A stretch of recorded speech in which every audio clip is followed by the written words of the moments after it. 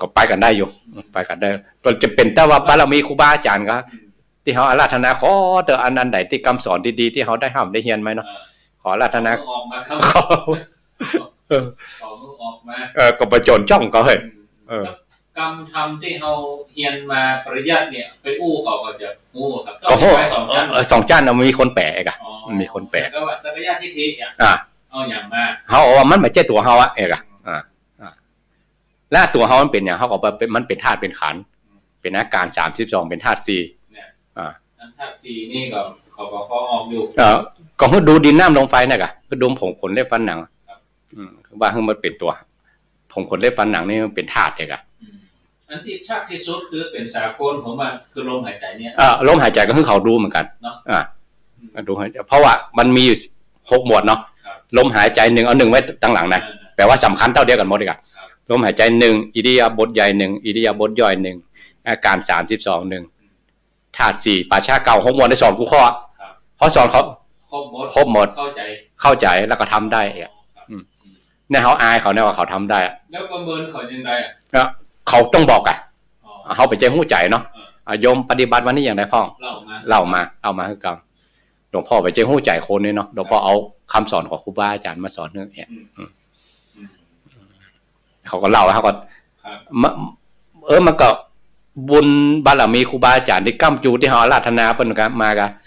พอเขาถามปุ๊บมันก็มีคำตอบให้เขาเลยก็แล้วก็มันก็อันสามารถจะอันต่อเขาไปได้ไขข้อสงสัยนำไปใจต่อได้ก่อนจะไปผมฝันเหมือนกันนะอันนี้ฝันเนาะกินนักนอนน้ำก็ฝันเนาะฝันก่อนไปหรือว่าไปอยู่พุ่นแล้วก่อนไปแล้วก็ไปอยู่พุ่นก็ฝันเหมือนกันฝันว่ามันมีดอยลูกหนึ่งอีกอะแล้วมันมีหูเข้าไปแล้วมันมีได้สายสิญจน์เข้าไปมันหูมันหลายทิศหลายทางแล้วก็ผมก็ดึงมันคล้ายกันเป็นตัวหนอนเนี่ยมันหูมันแคบเนาะหูมันน้อยผมก็ดึงได้สายสิญจน์มันด้านใจมันบอกว่าจะไปสวะได้นี่เนอะสวะได้นี่เป็นผู้เดชเจ้าเป็นเจาะไว้ไว้นะเพิ่งเขาตัวเส้นได้นี่ไปแล้วเส้นต่างดังในมันหน้าเข้าไปในหลงทันทีไปเนี่ยจับมือมันการกระดึบเข้าไปเนาะจนโพสลายพูดเนี่ยกะจะไปละเส้นนี้พอโพสมันลงลึกเรื่องเนาะพอตื่นขึ้นมาโอ้ฝันอย่างใดเนี่ยบ่เคยฝันเกิดมาบ่เคยฝันอีกกันพอไปถึงพูดกับฝันว่าอันหมูเนี่ยเขาที่เขามาปฏิบัติเนี่ยเขานั่งบนพรมเนี่ยบนพรมแล้วเขามีบ้านมีจองแล้วเขามีเจือกดึงบึงที่บ้านสุมาร์เตะท่าทางมีบ้านมีจองอย่างตั้งบนพรมเนี่ยแล้วก็เอาเจือกดึงไว้หมดอ่ะกึงไว้หมดเองกันเนาะจู่ๆไฟไหม้บ้านหมดเหลือกัดพรมแล้วเขาก็นั่งก็งอกแงกอยู่บนพรมผมก็ลากเขาเข้าหูเลยหูนี่หลวงพ่อเคยเข้ามาแล้วนะเนาะเกิดมาแล้วเขาก็บหลงแล้วจะไปอย่างอื่นลากเขาจับหลูกกังอ่ะผู้กรรมเนอะพอไปถึงโพสต์แล้วพวกเขาก็จ้องออกไปแล้วเอาโพสต์แล้วเนอะจู่เขาไปคนเดียวแหละคันนี้หลวงพ่อช่วยไปได้ส่งด้วยเนี่ยอันปัจจัตตังเวทิตาโฟของไฟของมันแล้วเนอะประคับประคองได้มองอีนะถ้าเป็นคำสอนก็บอกเขาเป็นผู้ชี้ทางคืออย่างเอาคำสอนครูบาอาจารย์มาชี้ทางเขาบอกที่ว่าเขาเกิดเดียวเส้นนี้เองอะอันนี้มันฝันนะไม่ใช่ฝันนะฝันแล้วก็ต่อไปทางนั้นมันเหมือนกับมันโล่งสว่างสวัยแล้วก็สุขเตียวอะเตียวไปคนเดียวนะส่งทุกอย่างเนี่ยแล้วก็ฝันดีเหมือนกันผมว่าเข้าข้างตัวเก่าเนาะฝัน2 รอบก่อนไปกับไปอยู่พุ่นแล้วก็ปฏิบัติสอนขอปฏิบัติในพรรษาต่อพรรษากันยังออกพรรษาเขาก็มาอยู่มากกันก่อนที่จะมาก็ยังมากันอยู่แต่พลัดกันมาเขาก็มีหน้าที่การงานเนาะเขาทำการทำงานเนี้ยแต่เอาไปมาขออีกตัวมาคนเนาะเอาไปอยู่กับหลวงพ่อสักหลายเดือนดีเนาะเอาโอกาสเวลาว่าเนาะก็มีโอกาสได้เอาคำสอนครูบาอาจารย์ที่เขาได้ห้ามได้เห็นไปเผยแพร่แล้วเขาทำได้เนาะทำได้เหมือนใจเขาหู้ใจเขานะทำได้เพราะเขาเล่าสู่กันฟังเองอะว่าวันนี้ทำถึงไหนพ่องวันนี้ทำได้อย่างไรพ่องก็อนุโมทนาด้วยครับ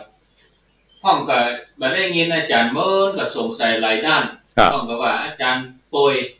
ไปรักษาไปรักษาพอ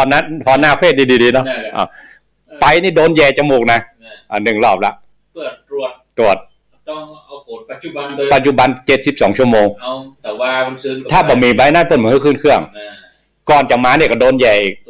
ตัวน่ะมาเมืองไทยนี่ครับเมืองไทยเขาเป็นสถานที่ตรวจเยี่ยมยอดที่สุดผมว่านะพอมาถึงอันเหมือนกับเข้าช่องอ่ะนิมนต์หลวงพ่อข้าคือนิมนต์เขาบอกว่าปลาเขาไปไหนอ่ะเขาก็ต้องไปตามเป็นมูลน่ะพอถึงก็ล็อกขึ้นรถเลยไปถึงนั่งรถไปไหนมัวไปถึงก็ลงหมอใส่ไอ้โม่งก็เป็นโมลุ่มใส่เลยลุ่มจากแย่จมูกพัดเท่าเลิกบ่เลิกดิเจ็บพัดเท่าไปถึงก็กักในห้องยามก็มีเป็นด่าน7 วันตรวจไข้ทุกวันพอใกล้วันอย่าออกแย่จมูกอีกแล้วตรวจอีกเอาผลนั้นมายืนยันยืนยันที่ท่านเลยพอใบได้ใบสีน้ำตาลมาใบโอ้โหใบนี่ยากว่าผ่านแย่จมูก4 เตื้อถึงไปถึงมาบ่มีปลอดภัยรับรองโดยคุณหมอนายแพทย์ทั้งหลายเป็นหมู่นะกว่าจะเข้ามาได้เนาะโอ้ด่านเล่ายากมากๆเลยขออนุโมทนากับทีมงานท่านอาจารย์วิระเนี่ยเนาะประสานกันมากมายถ้าบ่มีใบจองโรงแรมบ่มีสักเพิ่นก็มาฮึแค่แย่จมูกนี่บ่ได้นะแย่จมูกนี่โอ้โทรศัพท์กันจ้าละวันเพราะว่ามันด่วนน่ะ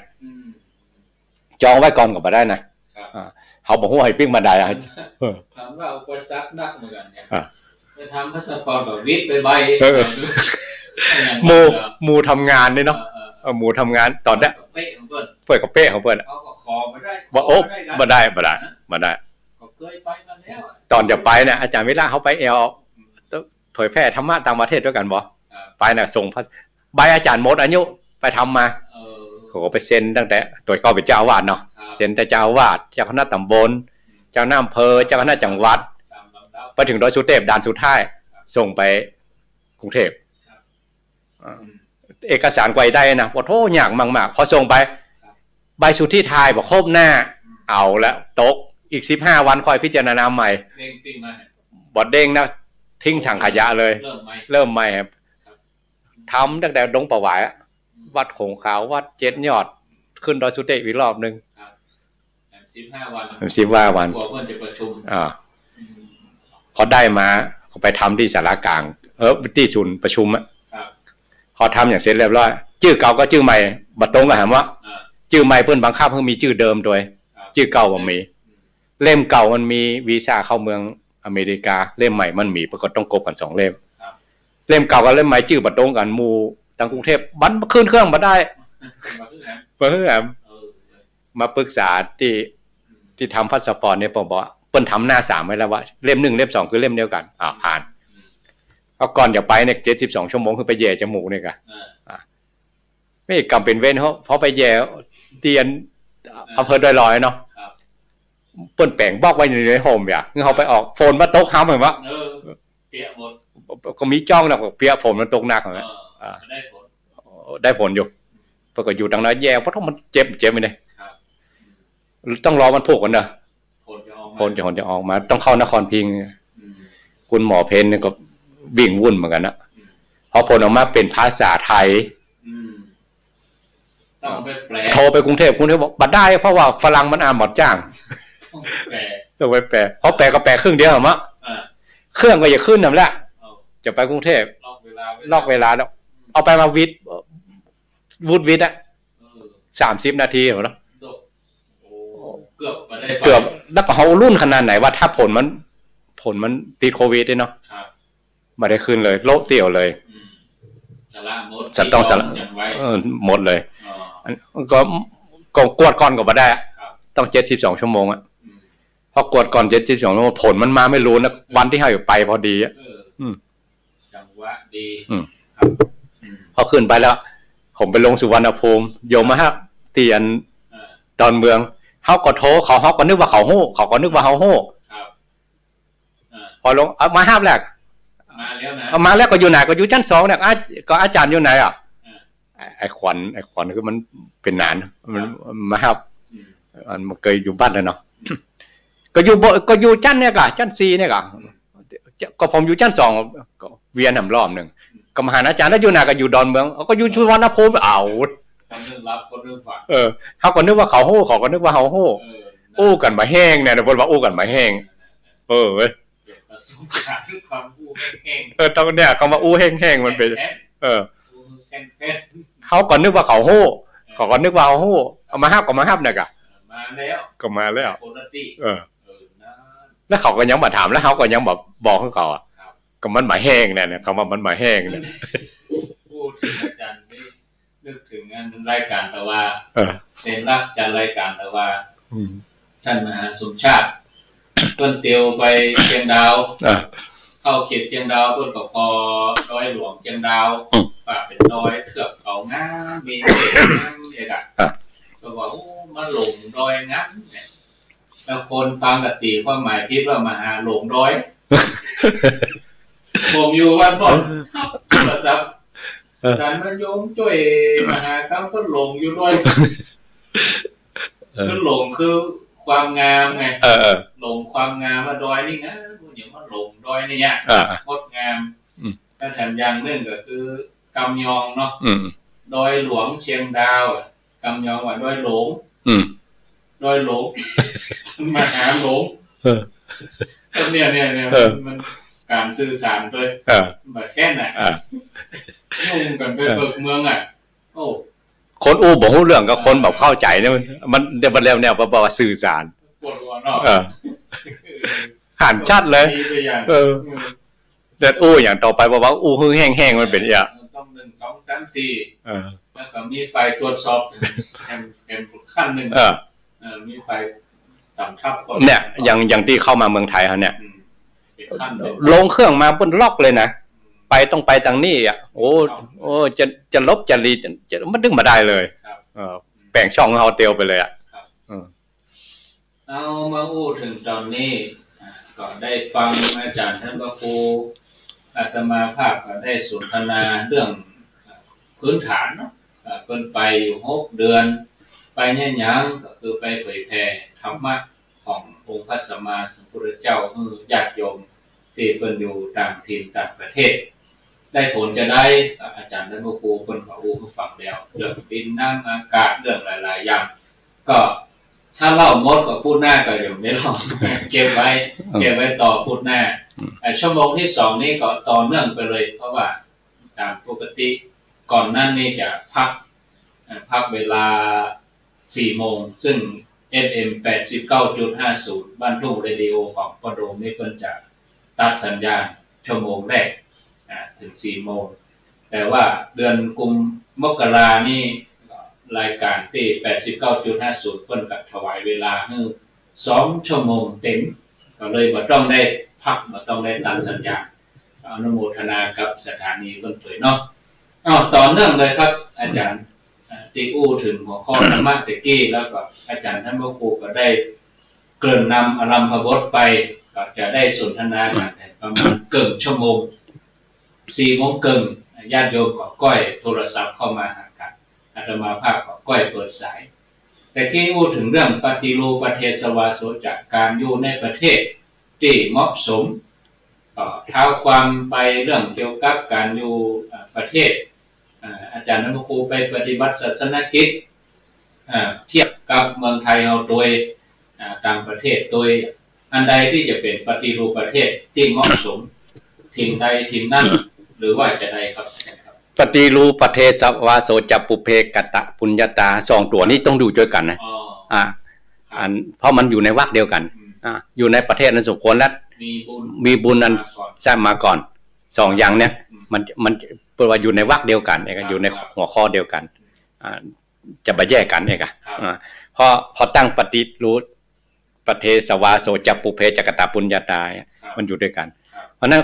คนจะเกิดในประเทศนั้นสมควรหรืออยู่ในประเทศนั้นสมควรก็สร้างบุญไว้ก่อนเรามีบุญหนุนด้วยบุญหนุนด้วยหรือถ้าตามภาษาสมัยใหม่ก็ว่ามีพื้นฐานมาอย่างไรพ่องจะไปหั่นไปนี่จะอยู่ที่หั่นที่นี่อย่างคนกล้าคนขายก็มีพื้นฐานพอกล้าไม่ขายก็ไปยุติการเนี่ยอันทับอย่างนึงก็ครอบครัวตัวแหละ เนาะพ่อแม่แบ่งละไว้มีบุญนะได้ต้องมีของเก่าด้วยอันนี้เรายังจะไปเผยแพร่ต่างแดนเนี่ยเนาะก็ต้องมีหมู่มีพวกกัลยาณมิตรช่วยเหลือหมู่นี่ถือเป็นบุญหมดแหละเพราะเขามาจ้างอันอย่างก็ไปจ้างภาษาก็ไปจ้างที่ไหนก็บ่ฮู้คือดำไปเลยนะมืดเลยจะไปอย่างใดไม่แล้วแม้แต่ลงให้ประกอบต่อกันไปทอดนึงเขาก็เป็นบุญอย่างนึงบุญของคนที่เปิ้นช่วยเหลือเขาก็นึกถึงกรรมของสังฆราชเพิ่นว่าเหมือนกันนะคนไหนที่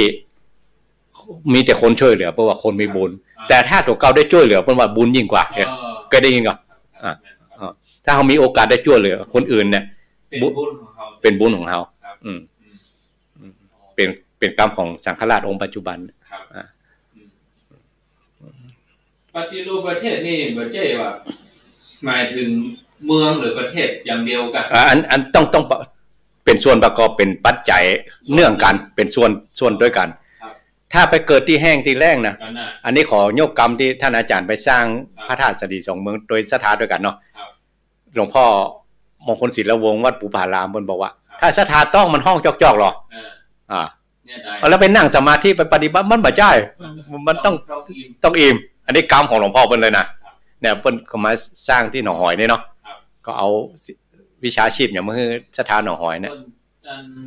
แจกเมล็ดพันธุ์ผักไปน่ะก็แจกเพิ่นเป็นเจ้าคณะอำเภอดอยสะเก็ดเก่าหรอกแล้วก็ยังปฏิรูปประเทศสวาโสมเหมือนกันที่ใดที่สมบูรณ์ไปด้วยอันอาหารเนี่ยเนาะปัจจัย4อันนั้นก็ชื่อว่าปฏิรูปประเทศจะให้คนกั้นคนอยากแล้วมานั่งสมาธิมันได้ละเดินจงกรมนั่งสมาธิก็ต้องมันห้องครอบครัวเขาหน้าที่การงานเนี่ยมันเต็มหน้าเต็มตาแล้วมันมีโอกาสได้ว่ะมันก็มาได้มันก็ต้องถึงท่อมด้วยปัจจัยเหมือนกันเองคนเนาะสิ่งแวดล้อมอากาศร่วมกันหมดแล้วก็โดยเฉพาะถ้ามีประเทศใดมีธรรมะตัวเองนี่สุดยอดยังสมัยพุทธกาลเหตุใดพระองค์ถึงไปที่กรุงราชคฤห์กับกรุงสาวัตถีที่อื่นยังใดที่ไปก็ไปเหมือนกันแต่ว่าไปตั้งมั่นเพราะอย่างพ่อกษัตริย์หมู่นี้มันโหดตอนแรกไผ่บะเจือมันจี้เลยมันป้นเลยเอาตายเลยป้นดึงเมืองเลยมึงบะเจือกูก็แล้วเขาหมู่นี้เขาฮู้กิตติศัพท์พอมาเลื่อมใส่ในพุทธศาสนาแล้วเขาก็บ่วางใจแขกเหมือนกันเนาะเมืองใหญ่ยอมเลยเมืองใหญ่ยอมแล้วก็นั้นพระเจ้านั้นเปิ้นลึกขนาดนี้เนาะพระเจ้าเปอร์เซ็นต์ที่โกศลมีทหารเอกชื่อพันธุราชเสนาบดีเนาะมันนึกมายอมไผ่น่ะมันเก่งพบมันได้หมู่นั่นก้านหมดนั่นแหละไปหั่นเตื้อแม่นพันธุราชนี่ว่ะที่กินเหล้าบนคอจ้างแล้วก็ไปหันน่ะไปหันอย่างนางสนมอย่างกะเคยเล่าอันนั้นบอกพ้นอันนั้นสัตติอามาตย์ที่เป็นเมียน้อยเป็นตายนะกะถ่อมเมาเหล้าสว่างหมดเป็นน้ำให้น้ำพ่องอันนั้นคนละคนเอามาถึงที่นี่พวกมาถึงที่นี่ครับเป็นใดพระองค์ถึงไป2เมืองนี้เพราะว่ากษัตริย์มันมีอำนาจว่าใดเป็นอันเนี่ยก็แล้วหมู่ขี้ข้าทั้งหลายหมู่หมู่เมืองขึ้นทั้งหลายมันก็ต้องตัวพระองค์เหมือนกับสำเร็จรูปเหมือนกันเนาะบารมีของพระองค์ในส่วนศาสนาจักรก็พระองค์ก็เยี่ยมยอดอยู่แล้วก็ไม่มีหายเต่าทั้งพระพุทธเจ้าแต่ทั้งอาณาจักรเนี่ยมันบ่ยอมกันเนี่ยก็พอพระองค์ไปอยู่เมืองใหญ่หมู่ขี้ข้าทั้งหลายหมู่เมืองขึ้นทั้งหลายมันก็ยอมหมดหัวหน้ามันยอมพระองค์ก็เลยเผยแพร่ได้สะดวกไปเมืองใดหมู่ยอมหมดทำไมเขาบอกฮู้เนาะคนทั้งหลายมันก็บอกวางใจเขาบอกฮู้ว่ากษัตริย์ใหญ่ๆหมู่เนี่ยมันยอมพุทธเจ้าแล้วอย่างกะ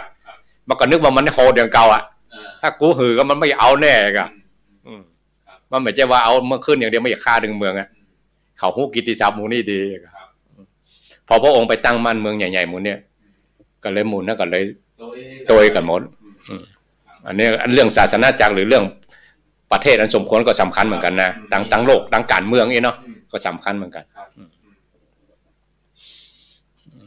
แล้วก็ตอนที่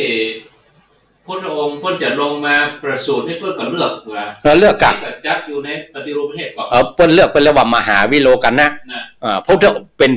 ป็นโปรแกรมหรือเป็น ครับ เป็นทางของพระโพธิสัตว์เจ้าทุกตนทุกองค์ ต้องมาอย่างนี้ ว่าถ้าคนอายุเกินแสนปีนะยุคใด ก็ประมาณ เพราะว่าสบายน้ำไปมหันตุก มหานั้นนี่จัง โพธิสัตว์เจ้าก็บัลลงมา อายุเมินล้ เหมือนล่ำมันมหันตุก ครับ เหมือนเทวดาอินพรหมทั้งหลาย ำนะ ปฏิบัติธรรมยากถ้าคนธรรมดาหรือตู้เจ้าธรรมดาสื่อสาวกธรรมดา เอาทิฏฐิมานะหรือเอากิเลสออกจากขันธสันดานพวกเทวดายาก อ๋อ แต่ถ้าเป็นอริยเจ้าต้องแบบว่ากันนะ ครับ แต่มีแต่องค์สมเด็จพระสัมมาสัมพุทธเจ้าเท่านั้นถึงสามารถจะดึงจิตหมูนี้ออกมาได้เองอะมันละเอียดเกินนะมันสุกเกินนะต้องระดับพระพุทธเจ้าหรือมหาสาวกผู้ใหญ่ก่อนมันเอายุคอย่างสมัยนี้ถ้าคนสบายอะโดยปัจจัยสี่พ่อหมด ก็บางฮันเขาจะไปเทศเรื่องอาชีพจังรูปขังกับบางฮัน มหาขอบมาหรือคนตุกลงไปอะหากินมันข้าวมันข้าวไหม จะอู้เรื่องความสุขสวรรค์มันถามอ่ะ เมาทำมาหากินนั่นแหละ ออกอ่ะครับอืม แต่ถ้าคนบุญดังๆอย่างนางวิสาขานะเราถือว่ายกเว้นไปนะเป็นคนบุญ ครับ เพียบพ่อไปหมดก็ยังมาเลื่อมใสอยู่ไง อืม แต่ถ้าว่าโดยรวมอะ ครับ คนที่มั่งมีสี่สูตรด้วยปัจจัยสี่ด้วยกรรมคุณห้า พ่อมาหันตุ๊กอ่ะ อย่าว่าเทวดาอีกเมืองมนุษย์นี่เนี่ย ชัดเลยเนาะ หันได้เขาวัดเขาวามีว่ะผ้าเป็นเปอร์เซ็นต์เนี่ยนะกับคนที่มันตุกมันอย่างหากินฟืดเครื่องอะ อืม เจือกำทำกินพริกดำกับข้าวอ่ะไอ้เพราะว่าเขาต้องทำมาหากินนะบอกว่าวันคำอ่ะคือมาเข้าวัดเข้าว่าขวายย่างหนอซ่าย่างหนอมันหนัง จองห้องจอง มันมาได้ แต่ว่าถ้ายกเว้นคนมีศรัทธาเนอะคนมีจิตใจเริ่อมใสนะจะมั่งมีสีสุขนั้นก็จังหรือจะตุกจะย่างนั้นก็เขาก็มาวันดึงมา แต่ถ้าว่าเปอร์เซ็นต์โดยรวมไม่กันสมบูรณ์พูนสุขลงไปนะก็บ่มาตุกยากลงไปโดยปัจจัยสี่ฝืดเครื่องก็บ่มาอย่างพวกเขาทั้งหลายในดีแล้ว ครับกลางนี่นะ มาลงในทรัพย์สมบัติพอแล้ว พออยู่ก็กินครับมันทุกข์ยากลำบาก ประพฤติปฏิบัติธรรมก็ได้สะดวกอย่าง ที่ว่ามหาวิโลปนะอีกอ่ะ มหาวิโลกันนะคือพระองค์มหาโพธิสัตว์เจ้าเนาะตรวจดูโลกว่าพระองค์จะไปเกิดยุคใดสมัยใดพ่อแม่ชื่ออย่างโคตรมีอย่างพ่อคือชาติตระกูลหน้าต่างๆอายุตัว แล้วก็ประเทศจะไปเกิด แม่ตัวแม่ว่าให้เปิ้นอธิษฐานเป็นแม่ของพระพุทธเจ้าเปิ้นอธิษฐานกันมาหรอกตั้งแสนมหากัปต้องมีวาสนาร่วมกันแล้วก็หมู่ตั้งเพศนะเขาก็หมู่ตั้งโลกมนุษย์อย่างพราหมณ์โกฏัญญาเนี่ยเขาก็มีคัมภีร์ของเขาสืบมาตั้งแสนปีเหมือนกันเรื่องดูมหาปุริศาสนะว่าใครจะเป็นพระพุทธเจ้าเนี่ยเป็นว่ามันใช่วันนี้วันวานลูกมันเปิ้นสร้างโปรแกรมกันมาไว้แล้วตำหานี่ที่พราหมณ์ทำนายลักษณะเขาก็สืบกันมาตั้งแสนปีแล้วมาทำนายแบบตั้งแต่พระองค์บอกว่าพระองค์จะไปตรัสรู้อีกแสนปีต่อไปนั้นนะหมู่นี่ก็ทยอยกันมาแหละหมู่อินหมู่พรหมทั้งหลายมาสร้างโปรแกรมกันละมาสร้างมาเตรียมพื้นที่เอาบัดต้องนักต้องหนาเอาเมืองมนุษย์ฮะสมัยรัชกาลที่10นี่เนาะเพิ่นเป็นเจ้าฟ้าชายมาวัดสิริเนี่ยมาเปิดอนุสาวรีย์สมเด็จย่ามีหน่วยหน้ามาเคลียร์กันเป็นเดือนต้องมาดูแลทุกอย่างเตรียมสถานที่จะคือซับเปิ้นว่ามาคือราคายเครื่องยุคนละบาทพระเจ้าอยู่หัวเปิ้นอีกอ่ะต้องมาดูแลต้องทุกอย่างอ่ะอันนี้กษัตริย์ในเมืองมนุษย์นะถ้าเทียบพระพุทธเจ้ากับกษัตริย์ของ3โลกธาตุอ่ะมนุษย์โลกเทวโลกพรหมโลกพระองค์เป็นนายน้ำหมู่หมดเนี่ยเพราะนั้นหมู่เทวดาอินพรหมทั้งหลายที่พระองค์บอกว่า100,000 ปีจะมาเกินเขาก็ต้องมาเคลียร์พื้นที่กันก่อนเลยเตรียมไว้กูอย่างชาติตระกูลคุณธรรมอย่างต่างๆเก็บเงินไว้อันนี้ก็ถือว่าเป็นปฏิรูปประเทศอย่างหนึ่งครับพวกมาถึงยังเฮาทั้งหลายปัจจุบันนี่เนาะถ้าว่าเป็นปฏิรูปประเทศแล้วก็เป็นบุญมาก่อนเนี่ยเขาจะเอาคนแบบใดอยู่ในประเทศที่ดีอุดมสมบูรณ์เนี่ยบ้านเมืองเหนือเขาเนี่ยมาเป็นคนด้วยบ้านเมืองเหนือเขาเนี่ยดีที่สุดแล้วครับดีจะได้ครับก็มีวัดมีวามีครูบาอาจารย์มีประเทศบรรหนาวนักมาฮ้อนนักอย่าง เขาอุดมสมบูรณ์ บอกว่าใกล้ว่าไกลอย่างเขาอยากจัดกิจกรรมใช่ยังอยู่ปักใต้ไปเดียวตุ้มต่ำขึ้นมาหรอทหารก็บอกผู้ใหญ่บ้านก็ไปได้ด่ะเวียนเที่ยงกับเวียนเมื่อวันกันนะเอานี่สะดวกอยู่ไปพอจะอารมณ์อร่อยอนุโลมครูบาอาจารย์ตนเท่าโดแกก็มีที่กราบที่ไหว้บ้านเฮาวัดวาอารามเนี่ยจะพระพุทธปฏิบัติเนี่ยเข้าข้อเลยกับหลวงปู่มันวางคือลูกหลานไว้หมดอ่ะอันนี้คือเมืองเหนือนี่นะเมืองเฮานี่แหละแต่ว่ามันได้เป็นสีเขียวนะแล้วก็กรุงเทพมันเป็นสีเขียวแหวนเป็นปฏิรูปก็เป็นบ่ก็ร้อนหน่อยกะของดีอ่ะอย่าพูดผู้ใดเจ้าอย่าแต่สุดรูปเป็นตนเป็นองค์พญามารมันยกกองทัพมาหรอชอบที่ลงครับต้องพบกันหน่อยก็พบกันหน่อยกะให้มันดีจะมันได้เลยเนาะก็เปิ้นจะชิงแช่มันก็ก็ต้องไต่เต้าขึ้นไปล่ะต้องบางครั้งสะบอกทดสอบสติปัญญาเหมือนกันหรอทดสอบศรัทธาเหมือนกันนะคุณมั่นคงขนาดไหนบางคนแบบไฟไม่เฟืองก็มีเหมือนกันนะพอศรัทธาก็ศรัทธาสุดๆตีกลับขึ้นมาก็พานเลยเมาคือเมาแล้วนึงศรัทธาก็ทุ่มเต็มที่เมืองเหนือเขาถือว่าอุดมสมบูรณ์กินตามไปไหนทำบุญตุนต้านสะดวกสบายเนาะต้องได้ระวังระแวงอย่างนั้น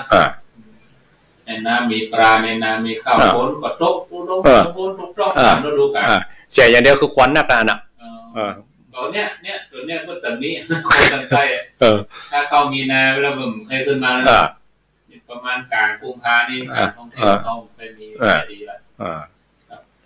คนบ้านเขาได้กับไปเที่ยวเผาเก่าเนาะข้ามต่างถิ่นมาต่างบ้านไกลบ้านหิมมาเปิดเผากันตั้งบ้านเปิดนี่มันหิมทะเลอ่ะพอลมทะเลปัดมันก็ไปไปอ่ะบ้านเฮาถ้าดูนะในแผนที่นะเชียงใหม่ตะปูนเป็นองค์ขลงอย่างเมืองฝั่งก็เป็นองค์ขลงเนี่ยคือที่ราบระหว่างช่องเขาอ่ะขังนี่ฮะเนาะลมกับปัดถ้าคนใดมีโอกาสได้ขึ้นเครื่องมันนี่มันจะสูงประมาณ10 กิโลเนาะจากพื้นดินพอเขาพอลงมาเนี่ยเหมือนขมพระตัวอ่ะเป็นพื้นมนโอ้โหอ่ะพอลงมาเรื่องมหันดินนะสูงกว่านั้นก็ใส่นะใส่ผ้าฟ้าใส่แก่งพัดลมหลวงเป่ามันดึงมืด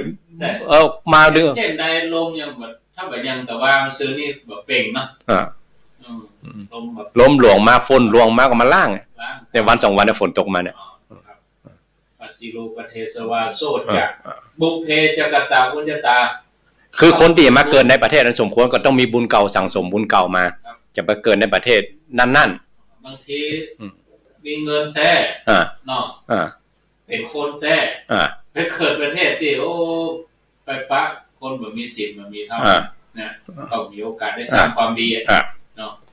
เปิ้ลถึงบอกว่าถ้าคนสร้างบุญเก่ามันอย่ามาตัวกันนะรูปสวยรวยทรัพย์นักวิชามารยาทชาติตระกูลคุณธรรมเนี่ย6 อย่างมาพร้อมแต่ว่าถ้าบางคนก็วิทย์ไปอย่าง2 อย่างก็ได้อยู่ก็ได้อยู่เปิ้ลว่าถ้าคนสมบูรณ์พร้อมฟ้าจังผ่าคนโบราณว่าอย่างเชี่ยเสียนเนี่ยตำราจีนบอกว่ามันสมบูรณ์ด้วยลักษณะ10 อย่างอันนี้เปิ้ลมี6เกินนี่อันนี้6แต่คนจีนบอกว่ามี10ถ้าคนไหนถ้ามี10นี้อายุจะสั้นแต่ถ้าเพราะมันสมบูรณ์ลำไปต้องมีบกพร่องถ้า10เนี่ยนะ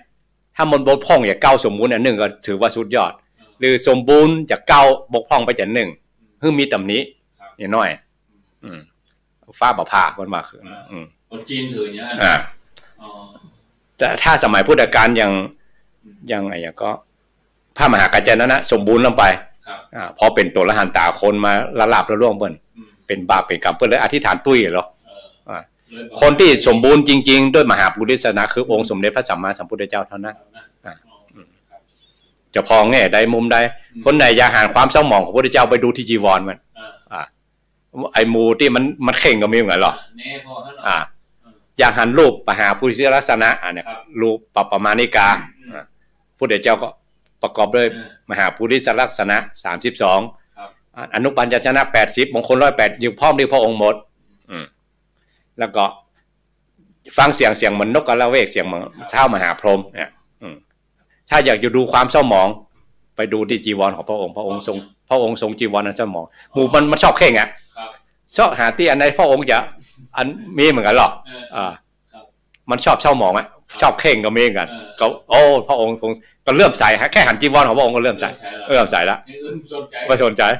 ไอ้หมูเริ่มใส่เศร้าหมองนี่ก็มีเหมือนกันนะยกเหมือนกันเนาะยันพระลูกได้จีวรปุปาพระเปิ้นมีหมู่ของเปิ้นหรอกเปิ้นมีพวกของชอบจะอื่นบ่สนถ้าสนเข่งข้อนี้จะละเก็บไว้ได้ก็จ้างเด้อชอบอย่างนั้นอันนี้เหมือนกันเรื่องคุณธรรมเรื่องว่ากันเพราะเป็นองค์สมเด็จถ้าสัมมาสัมพุทธเจ้าคนจะเริ่มใส่กันนั่นรูปปมาณิกาโคสัปปมาณิกาเสียงแล้วก็ธรรมปมาณิกาคือธรรมะนี่คือแล้วก็อันรู้ขับประมาณนิกาคือเศร้าหมองเนี่ยแล้วพระองค์มีข้อมูล4อย่างคนอย่ามาลายใดแต่ละประเภทใดแต่เสียเนี่ยสมบูรณ์ได้10อย่างอายุสั้นเป็นนักรบของจีนโบราณอยู่ได้เหมือนเท่ากันพอกู้ชาติได้ก็ตายเลยต้องมีบุญมาก่อนอย่างพวกเขาทั้งหลายรู้ไปฟ้องอย่างไปฟ้องอันนั้นก็ถือว่าอันบัดสมบูรณ์ท่อมเอกกว่าจะมีบุญมาก่อนนั่นก็ต้องสร้างมาเต็มที่สร้างมาเต็มที่เนาะจะนับได้นับจะมาปะอย่างพวกเขาทั้งหลายเนี่ยพระองค์แผ่ขายพยานทุกวันมันก็แต่เขารูดขายเพราะนั่นเขาถือว่าเขาเป็นขี้เห่อยังได้อยากเอาพัฒนาขี้เห่อป้องกันเองนะไผ่ช่วยไผ่ไปได้นะการประพฤติธรรมถือว่าหันแก่ตัวก็หันแก่ตัวนะต้องตัวเองด้วยตัวเอง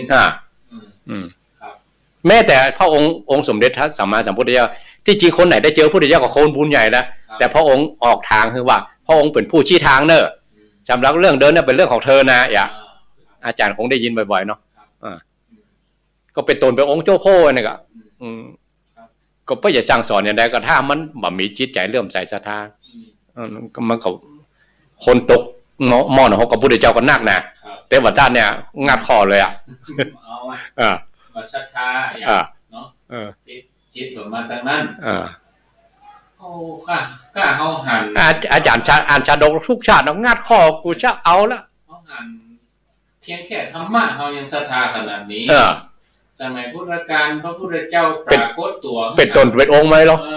โอ้เป็นเขาก็กราบลงเป็ดขี้เปิกอาจารย์นะเขาอยากกราบลงขนาดปิดหน้าหนีเอาพุทธเจ้ากับพุทธเจ้าเตอะอย่างเนาะอันนี้แสดงว่าจิตมีบุญมาก่อนอย่างฉันใช้ปริพาโชคมันก่อนคู่อัครสาวกจวนอาจารย์นะอาจารย์บัดเดียวพระพุทธเจ้าเกิดขึ้นในโลกแล้วนะไปเขาไปเฝ้าพุทธเจ้าไปเถอะสู่เขาไปเถอะไปก็ไปเป็นลูกน้องป่ะเนี่ยเป็นใหญ่เป็นคณาจารย์ใหญ่มันยอมเนาะแต่ลูกศิษย์ของ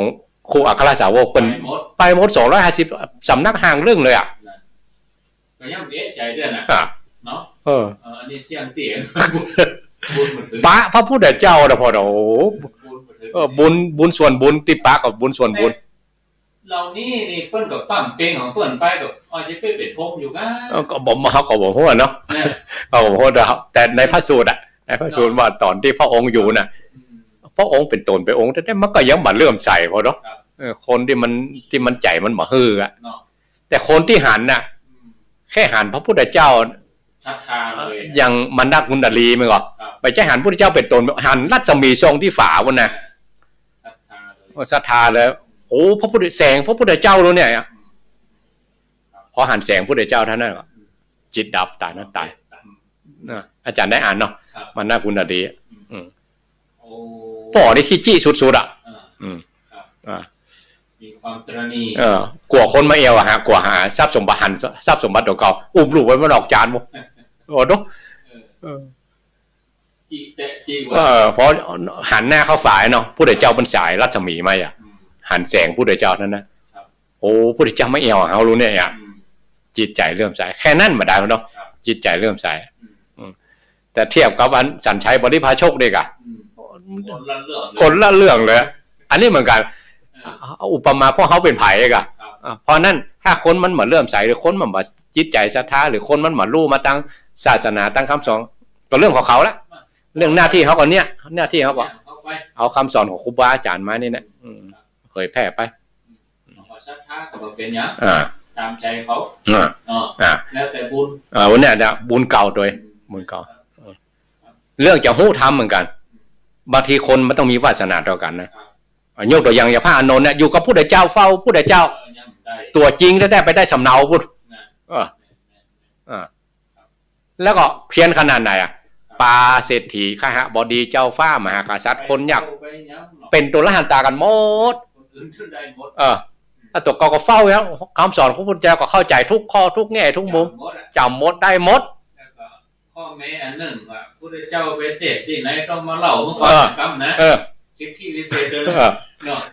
พระเจ้าไปบ้านใดเมืองใดไปเล่าที่ไหนมาได้ไปด้วยมาต้องเล่าซ้ำการข้อเขาหาดอกเอกลาภคนตานพระเจ้ามานักว่าไปไหนก็มีผ้านนไปหันกันลาบไปนะคนมันคนอย่ามองแง่มันก็มีนะพระองค์ก็เลยบอกเวลาพระองค์ห้ามนิมนต์ตั้งไหนข้าพุทธเจ้าผมไปแล้วเนอะแต่ถ้าไปปกติไปเผยแพร่ธรรมไม่ไปแต่ถ้าห้ามนิมนต์ข้าพุทธเจ้าผมไปแต่พระองค์ไปเทศที่ไหนพระองค์ต้องบอกข้าพุทธเจ้านะได้เป็นได้ถึงไม่สำเร็จธรรมพระองค์ด้วยสัพพัญญูพุทธเจ้าพระองค์หันหรอกว่าบ่มีวาสนาเรื่องหู้ธรรมด้วยกันอาจารย์ของพระองค์คือพระมันตานีบุตรคือพระนักเทศพุทธต้องไปเรียนฮู้กับตนพุทธสาวกของพระองค์พระมันตานีบุตรเอาอย่างมาสอนก่อนคำสอนของพุทธเจ้านั่นน่ะอย่างที่บอกว่าถ้าอาจารย์เคยบอกว่าตัวจริงบัดได้ไปได้สำเนาพอฟังธรรมของพระมันตานีบุตรมักขยานเกิดเลยก็เขาทำของพระพุทธเจ้านั่นแหละแต่ไปแจ้ออกจากพระโอษฐ์ของพระพุทธเจ้าเพราะไปแจ้ครูบาอาจารย์กันมาก่อนเพราะนั่นอย่างที่บอกว่ารู้ขับประมาณนิกายอย่างว่าแต่เกี้ยคนบางคนเขาอย่าว่าสระสกะหรือว่าคนเขามันหน้าเริ่มใสใครก็บอกว่าแต่คนมันเชื่อกันนะมันยอมกันนะมันโยมกันนะเส้นเนี้ยเอาไงยังหลวงพ่อคูณนะนะอู้กับขอโทษนะอู้เป็นมึงนะหันซื้อเอาไปอู้อย่างนั้นได้นะเอาไปแล้วบัดได้ศรัทธามาหาเอามาปูมามึงแต่ศรัทธาบัดได้นั่นยอมคนนั้นยอมกันสุดที่ใจยุนเอาหลวงพ่อเอาบูมหัวโป๊กไข่หัวเอาลิ้นได้แล้วอาจารย์เราอู้บอกไก่ๆเลยแล้วเกลียดเลยนะพวกเราออกมาเลยอู้ไก่นะมันว่าเอาละแต่ถ้าคนมันเลื่อมใสกันแค่เตียวบัดได้ยอมหมดอันใครก็อันภาษาดิบุตรเดิมเป็นชื่ออย่างก็ลืมไปแล้วสารีบุตรอันภาษาดิบุตรเดิมเป็นชื่อกุลิตากับใครกุลิตาเป็นพระโมคคัลลานะยังเป็นพระเนตรพระชมกันนะเป็นนั่นอะไรก็จะปนบุตรของนาสาลีโอ้โหขั้วกล้าสาโลกลืมจื่อบันไดไหนเนี่ยอันหันพระอัจฉริเตียวมานะศรัทธาเลยยังบ่ต้องมีเหตุผลแค่หันเตียวพอเนาะโอ้ถ้าบ้านตามภาษาบ้านเขาครูบานี่เป็นไผ่เนี่ยเตียวอย่างมันน่าเลื่อมใสได้ว่ากิริยาท่าทางเปิ้ลก็เป็นปลาเปิ้ลเป็นบัณฑิตหันพระอัจฉริเตียวเนาะเตียวกับเตียวตัวก้นไปละภาษาดิบุตรเปิ้ลเตียวปกติพออัจฉรินี่เป็นปัจเจเวคีทั้งองค์ที่5แล้วก็เป็นคู่ของสารีบุตรเป็นคู่ของเปิ้ลได้ตำราเปิ้ลว่าเวลาพระอัจฉริอยู่ไหนพระสารีบุตรเปิ้ลมีขายยานเนาะอาจารย์เขาอยู่หันเนาะนอนหันหัวไปนะที่อาจารย์เลยจนเต้าตายอาจารย์อยู่ที่ไหนที่อาจารย์อยู่ที่ไหนก็นอนหันหัวมันโจทย์คนทั้งหลายเรือเนาะภาษาดิบุตรนี่ถืออย่างบัลลัมมาเหลือเนี่ยไปฟ้องผู้ใดไอ้มุขี้ฟ้องก็ไม่เหมือนกันนะเอาหัวไปเห็นตัวพูดฟ้องผู้ใดพระองค์ก็จะยกย่องว่ายอดแห่งความกตัญญูระลึกถึงคุณครูบาอาจารย์ตลอดมันระลึกได้ไหนกันเนี่ยว่าปัญหากุมบาทเนี่ยแค่เตียวบ่ได้คนแล้วคนที่มันอย่าโยมกันเนี่ยยังบ่ได้อู้ได้จ่าเนี่ยเน้นก็มีหรอกที่เป็นถึงนั้นพญาเจ้าเมืองไปหันเซนเน้นในสามเณรนี่โคตรนะครับพระเจ้าอโศกเนี่ยคบมาใหม่ๆมือเปื้อนเลือดมาพระคิด100จิตตอนนั้นพระโมคคัลลีบุตรมันก็เป็นตัวละหันตาปฏิสัมพิทายานนะดันน้องดอกเก่าไปบวชเป็นพระติสสาเนาะก็ได้เป็นตัวละหันตานะก็ประสนใจ เปิ้นบ่สนใจอ่ะเปิ้นจะฮบเอาบ้านเอาเมืองอ่ะขยายสงครามอย่างเดียว ทำสงครามอย่างเดียวอย่าได้คนอื่นปีนอกฆ่าเลยแล้วเปิ้นว่าเกิดวิปฏิสารฟุ้งซ่านน่ะฮบมาใหม่ๆเนาะใกล้แจ้งมาก็เป็นหนังที่จานพระราชวังมันมีจานพอกินลมชมวิวไว้เนาะหันสามเณรนี่โคตรโหนดน้อยๆที่โอ้สามเณรเนี่ยมาน่าเลื่อมใสได้ว่าศรัทธาเลยศรัทธาห้องมาห้องขายสมณะเป็นไผนะเดียวมาองค์อ่านมาตัวละหันตาไปกลัวหายเนาะเน้นยังบอกกลัวหายแล้วกลัวยังค้นเหมือนกันเนี่ยเนาะบ้าตามภาษาบ้านเฮาอ่ะขอถามว่าเนี่ยคนเฮาฮักกันอย่างที่สุดสามเณรก็ฮักตัวเก่ากะเอกอะเพราะเปิ้นเคยหันตอนที่เปิ้นไปโฮมนะ3 คนแม่ลูกหนีสงครามกันอ่ะเปิ้นก็ไล่เลยนะไล่ฟันหมดอ่ะไผ่ขวางหน้าไล่ฟันหมดอ่ะ3 คนพ่อแม่ลูกกันเนาะตอนแรกก็เมียอุ้มลูกก่อนฮักลูกเพราะตอนหลังอีทลำไปกะส่งลูกให้ผัวจวนเจียนทหารมาขี่ม้ามาเป็นมูนลูกเขาอุ้มโจ่งแล้วเมียเมื่อบ่เอาอย่างไรกะโอ้พระองค์บอกพระเจ้าอโศกมหาราชเนาะหันโอ้คนมันฮักตัวเก่าปันนี่เนาะที่ว่าสุดถึงที่สุดความตายมา2 หน้านะลูกก็มาเอาเมียก็มาเอาโล่นตัวเก่าไปตั้งหน้าติ๊กๆอ่ะเพราะสามเณรบอกว่าคนเฮาฮักอย่างที่สุดก็ฮักตัวเก่านั่นกรรมต้องอีกไปแล้วเหรอกรรมเนี่ยที่ศาสนาเขารุ่งเรืองพ่ออย่างพ่อสามเณรน้อยลงนี่นะพ่อเจ้าอโศกมหาราชพอเริ่มใส่สามเณรเขานี่ก็ภัยเป็นอาจารย์ของเนรเนี่ยนะก็น้องของพระองค์นะกะศรัทธาเลยเนาะศรัทธาเลยก็ขอเน้นช่วยกอบกู้พระศาสนาเขาได้ก็มันเสื่อมไปนักเลยครับโอ้ระดับอันสามเณรนี่มาได้ต้องระดับอาจารย์เลยครับไปหาอาจารย์มาได้ต้องระดับครูของอาจารย์นะครับสืบกันเป็นทอดก็ไปถึงพระโมคคัลลีบุตรจนเลื่อมใสในพระโมคคัลลีบุตรแล้วก็อยากจะเป็นญาติในภาษาอย่างไรได้ถึงได้มาเป็นญาติก้าวกับผมก็ได้ตานพระธาตุ84,000 องค์เนาะตอนหลังอันนี้ตอนหลังแล้วนะได้เป็นญาติของพระพุทธเจ้าพระโมกขใจเตือยอดได้อ่ะพระองค์มาบวชกันบวชก่อนมันราชกิจมันนักนะเนี้ยก็ลดหย่อนลงมาหน่อยเอาลูกเอาเมียมาบวชก็เลยส่งพระมหินทราธิราชเจ้าฟ้าชายส่งไปจีเมืองลังกากับนางสุมิตราลูกของเปิ้ลน่ะลูก2 คนบท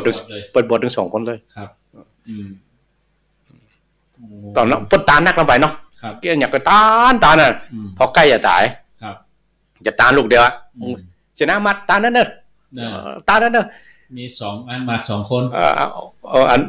อันนี้หมายถึงอันนี้เรื่องเอาไปหมู่อามาตย์ชุมเหมือนพระเจ้าอยู่หัวเขาอย่ามีอย่างใจใจต่อไปตั้งหน้าพระเจ้าอยู่หัวเท่าได้จะตายแล้วตาเนี่ยมันคัดใจพระเจ้าอยู่หัวแหละขับแค้นใจตายเลยกับเขาคัดใจเพื่อจะตายเนี่ยแหละตายไปเป็นงูเหลือมเขาเนาะแล้วลูกเพิ่นเป็นตัวหันตาเพิ่นพอขายยาเนาะพ่อเขาเป็นมหาราชยิ่งใหญ่ขนาดนี้เลื่อมใสขนาดนี้ไปเป็นงูเหลือมเพราะอย่างเพราะอาสันนกรรมว่าถ้าโยงอีกโยงมหากรรม4อีกครับใกล้จะตายจิตใจเศร้าหมองท่านรุดจากเดรัจฉานนี่ไปแล้วก็ดีดีละเพราะว่าเปิ้นฮู้เนี่ยต้องไปเสวยท่านก่อนต้องเพราะว่าตายด้วยความหลงบุญเก่ากับมหาอย่างนางนางอีเนี่ยพ่อแม่เปิ้นตานักกับบุญกับมหาพอลูกตาเปิ้นระลึกถึงตานักกับโป้นเลยอย่างเดียวกันนะโอ้พอเวลากู้เมินไปมันกันได้เหมาะดีจับเวลาพอดีเกินชั่วโมง4 โมงเกิน4 โมงเกินพอดีวันนี้มันสเปเหระมันแบบเป็นข้อใหม่อยู่หรอถ้าเป็นนั่นนี่ก็อุ่นเครื่องอยู่เนาะนั่งมวยก็มักใบคูอยู่ก็ปากกับทุกพุทธท่านปากกับทุกพุทธเนาะครับพุทธหน้าก็ยังจะมาปะกันแถมอยู่ครับเนาะก็ถ้ามีโอกาสก็ขอได้นิมนต์อาจารย์ท่านพระครูได้มาทำติดภารกิจต่างใดก็ทุกพุทธศรัทธาญาติโยมก็จะได้ฟัง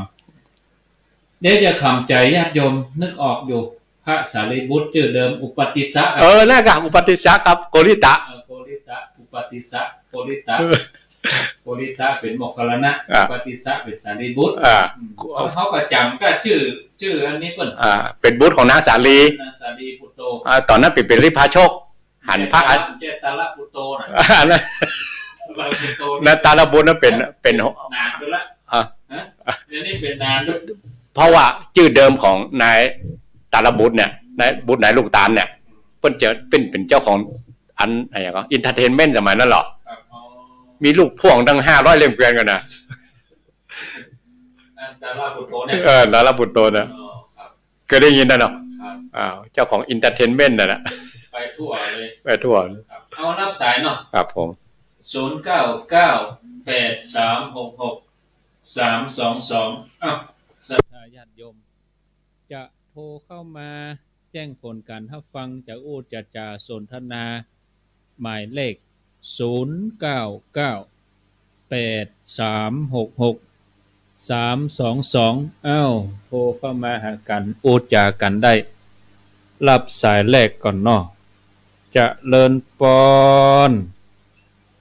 การไม่ตาเจ้าสองคนสององค์ไม่เจ้า อ้าวโทรจากที่ไหน ท่านพระครูมันดอยเจ้า ดอยน้อยเนี่ยบักไก่ เจ้า เจ้าบักไก่ เจ้า ดอยน้อย ท่านพระครูท่านพระครูลูกหวังนอกมาแล้วเนาะ พระครูไหน พระครูจัง ท่านพระครูภูมิตร อังกะ เจ้า อืม ตอนต้นจะอยู่บนกติตามเหตุเป็นนะ อืม ติดตามเป็นบุกเป็น ดี โอ้ได้หันแม่เด้อ ถ้าท่านพระครูแบบร้อยมา ก็ แล้ ได้ ว หัน ก็ เนาะ ได้หอนเด้อเป็นบุญแต่แต่เจ้าอนุโมทนาสาธุ อ้าวสาธุเนอ วันพูกจะไปใส่บาตรเลยนะเจ้า แต่ก็ลืมบอกผู้จนลืมประ เจ้าก าศ ใส่บาตรมันก็เจ้า ใช่กะพวกก็จะออกกรรมละ เริ่มเหมือนเดิมเนาะซอยผู้เตื้อเหมือนกัน 7 โมง 7 โมง พระเจ้ามีเตรียมไป30เตรียมไป30ชุดสาธุนะเจ้า 7 โมงเดี๋ยวใต้รายการก็จะได้ประชาสัมพันธ์เจริญปอน จะไปสาทางพระพุทธเจ้าเจ้า โทษจากไหน เดี๋ยวไม่ต้องใส่ แม่นวลป่าแดดว่าจะได้ เจ้าดีใจให้ทุกท่านเข้าสู่โลกดีกว่าเนาะนึกว่าจะมาอะไรนะ มาอยู่กับ6 เดือนน่ะ เรื่องเมืองไทยนะ มาอยู่ เจ้ายังไม่นอนจะติดตามเป็นเรื่องคนอยู่นะเจ้า ดีเนาะ ดอกไม้โอ้ดอกไม้อย่างเงี้ยเป็นอะไร เนี่ยเป็นเมืองดี จ้า สัตว์ดูเนอะชัดเจนหน่อยแม่เนาะ ถ้าเรียนดีจ้า ฟังคลื่นไหนแม่ไปหิน104สาธุเจริญปอนจากที่ไหน ไม่มาเจ้ามาจากที่ของพระเจ้าไม่คือจ้า แม่คือโยมพี่ท่านพระครูกะ เจ้า มันพูกมาว่ะมันพูกมากันก่อน ถ้าหมอไปดูเจ้า แม่คือโดยสเก็ตเด็ดสกอยนี่นะฮะ คนเมืองบ้านหมอ บ้านแต่รถเจ้าหมอ เมินไปกันเลยมีเรื่องราวอู้นักหน่อย บ้านเจ้าของตะหลวงนะ โมทนาสาธุเนอ เจ้าว่าของเรา อันนี้แม่คือโดยสเก็ต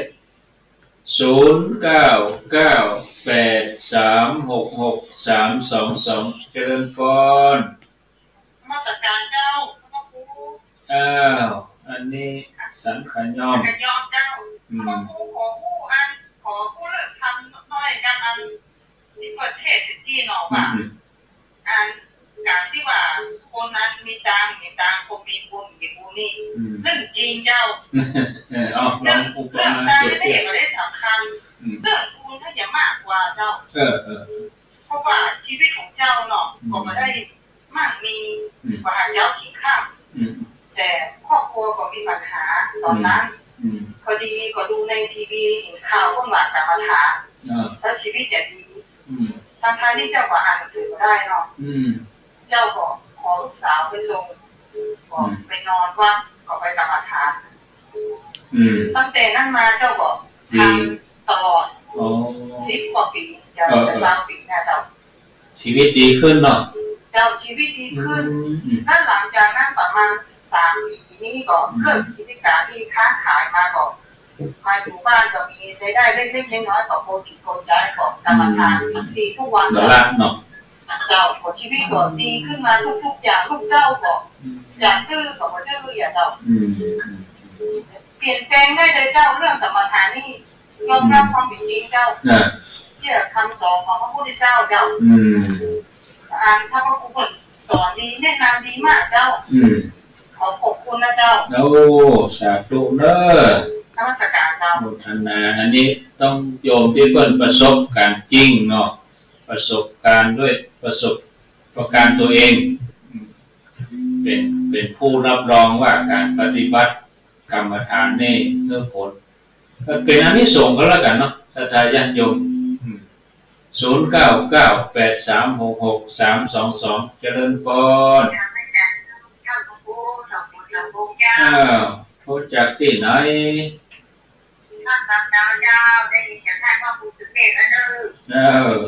มันอยู่วัดไหนจำไม่ก็ทำกับเราใช้ประการไปตามเดือนมันต้องไปถึง4 แน่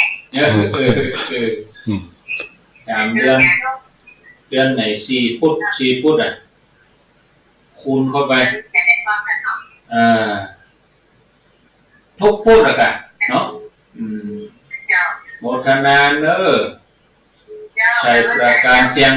ชัดดีเนาะแม่เนาะอนุโมทนาเจริญพรโทษจากไหนประกาศจะใช้ไว้สาในปารมีธรรมเจ้าถึง2 องค์ครับกินป้นานมาแล้วเนาะ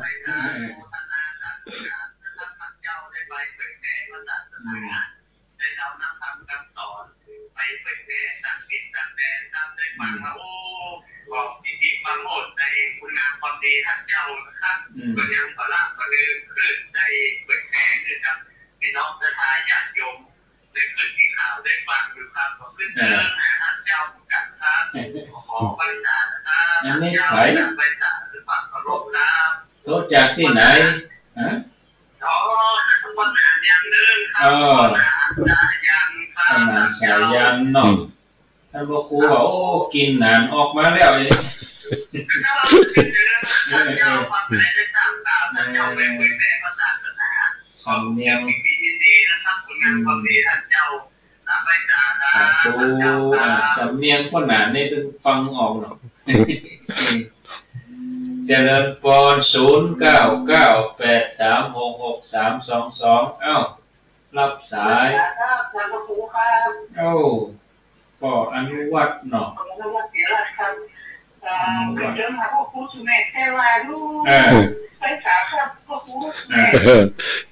นิมนต์ครับว่าได้ว่าไปเนาะ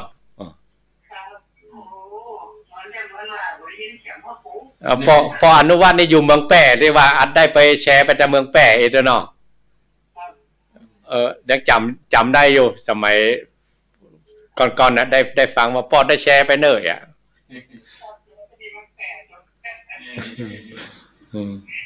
คณะบุญเนอสาธุน้องจ้อมสันทรายโอ้อันนี้ป้อนนุวันนี้เพิ่นเข้าถึงเทคโนโลยีน่ะเก่งนะเจริญพรไหว้ศาลเจ้าท่านพระครูไม่ทำไปติดสายเอาไปหมดนะบ้านเฮาชาวบ่ได้ยังห่มพระตัวพวกขี้จังดีไปอย่างนะประหยัดน้ำได้ออกมาจากไหนกันอยู่ในห้องแอร์ตลอดเลยเนาะคนอธิษฐาน3 เดือนมาอาบน้ำเราไปอาบเมืองไทย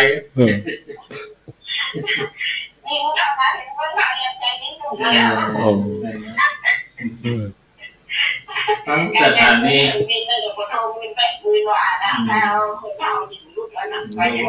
ลำบากไก่ทั้งสถานีไหน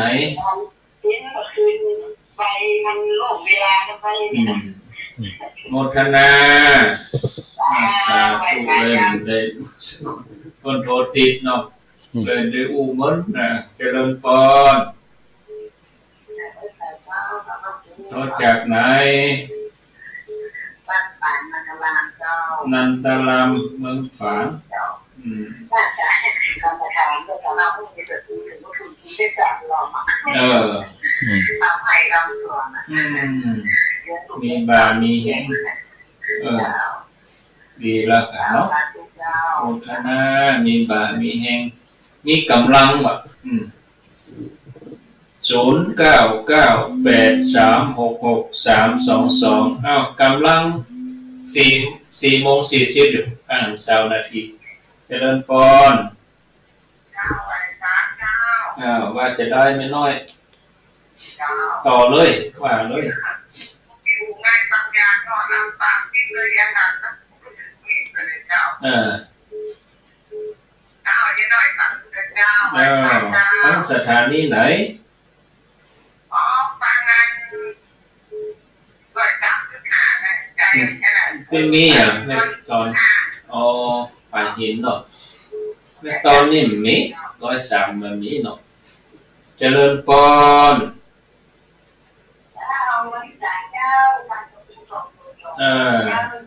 เสียงกล้องไปแม่เสียงกล้องให้อยู่ในห้องเลย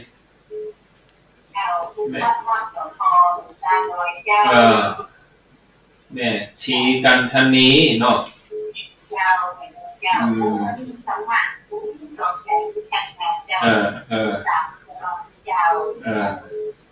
โอทนาเนอ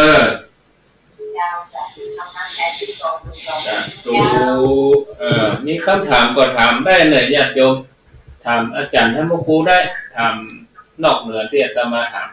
ญาติโยมสงสัยยังถามได้เจริญพรก็จะแจ้งหัวรินเมืองฝางคนจะตกหำล่ะบนมืดในหล่อนี่แดดออกแล้วตกมาก็จุ่มเย็นไหมเนาะ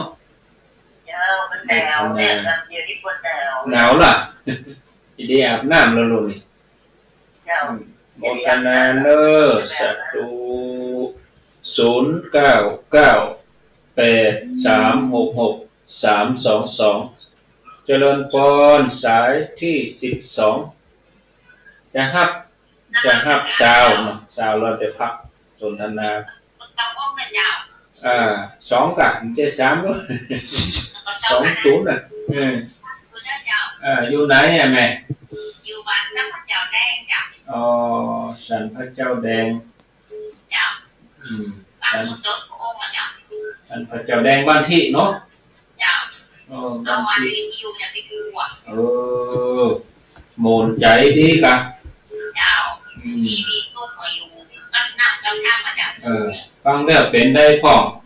ฟังแล้วเข้าใจดีสำหรับประทับสอนใจจ้ะคนเล่าคนอู้ฟังกันตะกี้นะ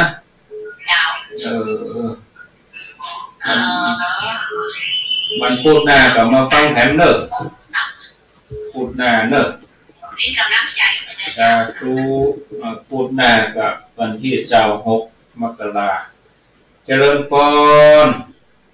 พระอาจารย์เจ้าพระโครับดอกสองลูกเจ้าสาธุแม่บอกว่ารับใช้ประการเจ้าใช้ประการเจ้าพระโขนนั่งลงเลยเจ้าเดี๋ยวเนี่ยโอ้ที่สอนใหม่ที่ได้ฟังเจ้ามาขอเลยได้ฟังประมาณการตั้งสายมาดีเจ้าเป็นยังฟังย้อนหลังตั้งเฟซบุ๊กเอากันเนอะฟังย้อนหลังได้ใช้ประการมาเฮ็ดก็มีท่านสมชาติจะห้ำฝนห้ำมาเฮ็ดเท่ากันนะวันนี้ถ้าจะเข้าใช้ประการดูนะผ่านเจียงดาวแล้วครับวันนี้0998366322 16:45 จะห้าแหม5 สายเต็มซาวเห็นเนาะ ถ้าเต็มสาวสายแล้วก็จะได้ยกหูจากกิจกรรมการงานเจริญพรเขาจากไหนจอมจองควงเป่าโอ้ก็ได้ว่าก็ได้ยินนี่พี่น้องบ้านใกล้นี่ต้มตัน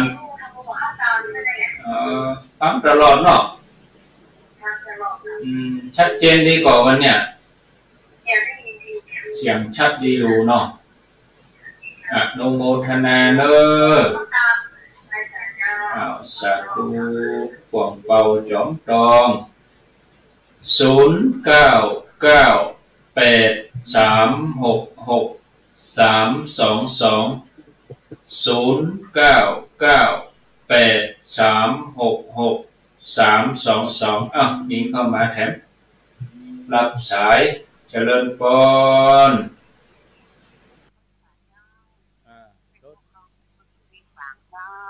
บ้านอย่างก็บ้านแม่งอนที่เล็กฝางแม่งอนที่เล็กเมืองฝางท่านคันหักหยัดอยู่ที่ไหนพระประกาศที่ชาตินั่นท่านมหาสมชาติวันพุธมาเจ้าเปิ้นจะโทรเข้ารายการรอฟังพระพุทธเจ้าเนอะเดี๋ยวนี้เปิ้นอยู่เชียงดาวอยู่เชียงดาวกำลังจะเตียวเข้าชัยปราการนั่นผู้มาเจ้ารอฟังในรายการน่ะกะคนโตพวกก็ย่างอ่ะกะพวกก็ย่างพักเข้าหยังโมทนาอย่างใดก็ก้อยติดตามมันพูกเอาเนาะ0998366322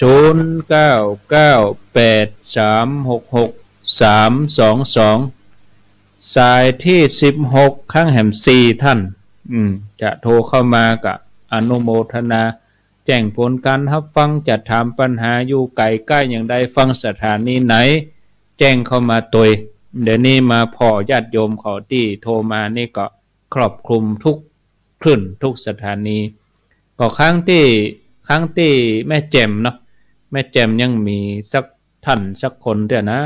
โทรบัดตันก็ว่าจะได้เจริญพร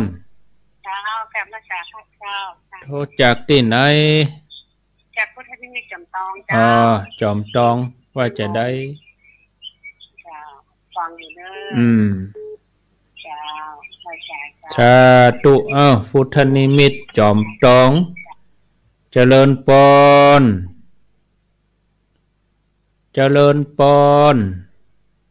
กับพระเจ้าท่านพระคุณเจ้าโทษจากที่ไหนจากบ้านร้องดอนชัยสารพีเจ้าแม่เรนูเจ้าร้องดอนชัยสารพีได้ยินชัดดีเนาะเจ้าชัดเจนดีเจ้า104เจ้าเป็นได้วันนี้เป็นได้พ่องฟังแล้วเป็นได้วันนี้ได้รู้หลายเรื่องดีเนาะหลากหลายเจ้าธรรมะโดยบรรยากาศโดยข้างนอกก็ได้รู้เจ้าเปิ้นเอาใส่ขวดมาโดยว่าหิมะ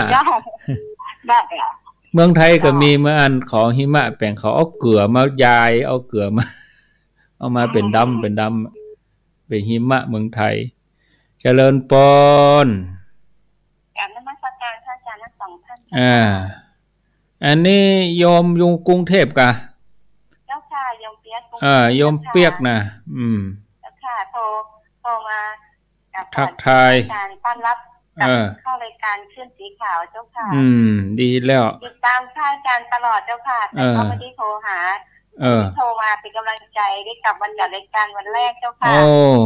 สาธุอาจารย์ท่านอยู่อเมริกาโยมก็ติดตามอยู่ตลอดเจ้าค่ะเห็นว่าไปสอนฝรั่งฝึกกรรมฐานโอ้ดีมากๆเลยเจ้าค่ะปลื้มได้ลูกศิษย์ลูกหาที่อเมริกาเยอะเลยเจ้าค่ะได้ไปหัดพูดฝรั่งเจ้าค่ะดีโยมไม่ได้ไปร่วมงานสืบชะตาด้วยเอาวันพูดกับพอทั้งเพชรกะพอเพชรเอาเด้อเจ้าค่ะ2 ปีแล้วไม่ได้ไปวัดตั้งแต่โควิดนะเจ้าค่ะธรรมดาไม่ได้ไปกราบพระอาจารย์นะเจ้าค่ะสาธุเป็นกำลังใจให้เจ้าค่ะสาธุเจ้าค่ะพอเพชรอาจารย์วิระฮันเนอร์อาจารย์วิระเบิ่นจะถ่ายทอด Facebook เอา2สายสุดท้ายเจริญพรสายที่19นมัสการเจ้า จากที่ไหนจากแม่อายเจ้าโอ้อำเภอแม่อายมีฝนก็ตั้งแม่อายปุ่นแม่อายก็ฝนตกเจ้าเดี๋ยวนี้นะดูถ้าพระมหาสงครามเนาะวันผูกจะอ้ำฝนพูดถึงว่าแม่ผูกรอลุ้นว่าเพิ่นจะเตียวถึงไหนอันผูกกันเนาะผู้แม่เจ้าเนาะเจ้าโมทนานี่พี่น้องแม่อายใช้ประการฝางเพื่อก็ลุ้นท่านมหาสมชาตินี่วันนี้เพิ่นคงจะเตียวเข้าเขตใช้ประการแล้วนะเพราะว่าจากเจียงดาวเข้าใช้ประการกับบักไก่เพราะเพิ่นเดินวันละ25กิโลเพิ่นจะเดินวันละ25กิโลสายสุดท้ายเจริญปน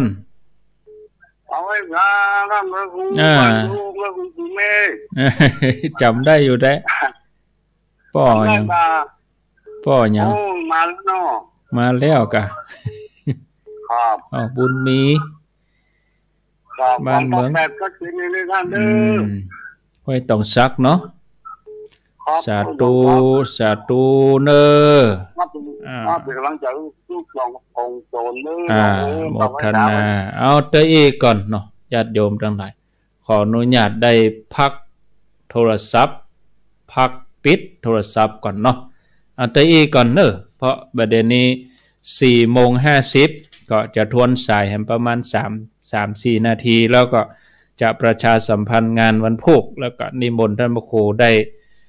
ลาศรัทธาญาติโยมทั้งหลายไปกับวัดปฏิบัติศาสนกิจต่อว่าที่วัดมีกิจกรรมอย่างใดพระสงฆ์ก็มีอยู่เต็มวัดนั่นน่ะ20-30รูปเนาะ20ปลายพระที่เป็นพระเพิ่นมาปฏิบัติธรรมกันที่หั่นนะสายแรกนี่ดอยน้อยบักใกล้บักไก่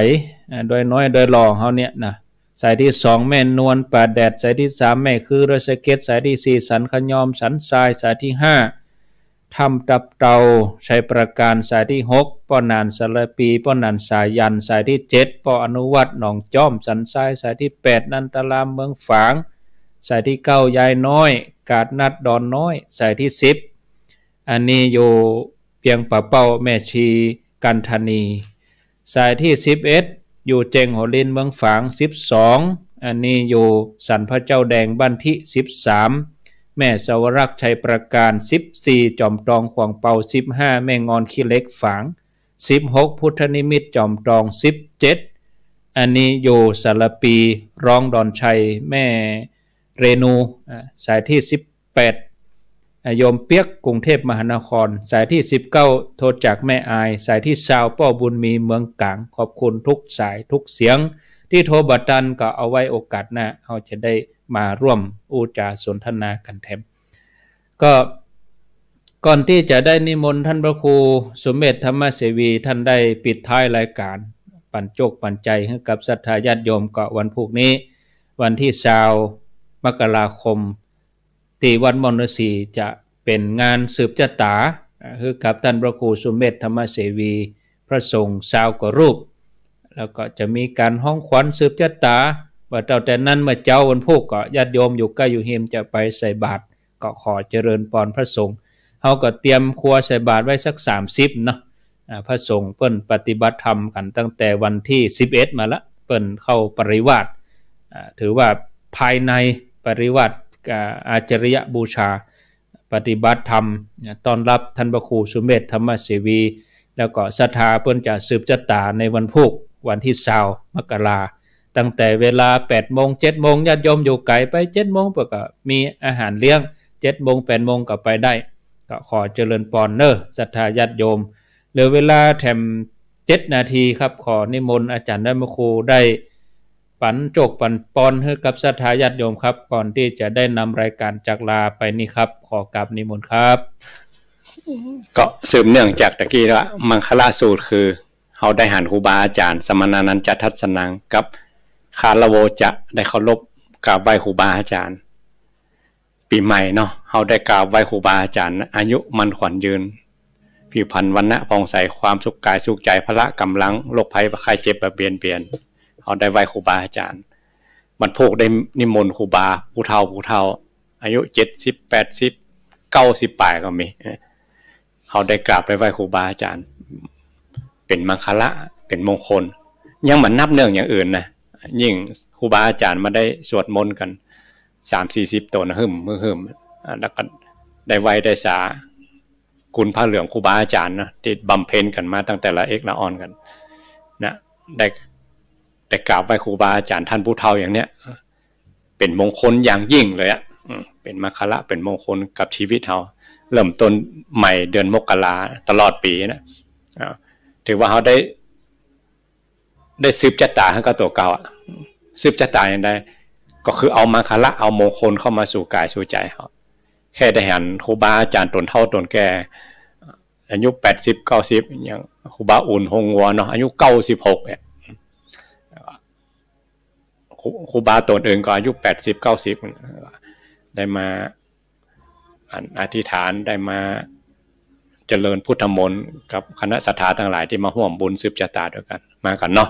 มาเจ้าก็ได้จะมีโรงทานอย่างเปิดตั้งแต่ตี 5มาละมาร่วมบุญร่วมกุศลด้วยกันอยู่กันปุ่น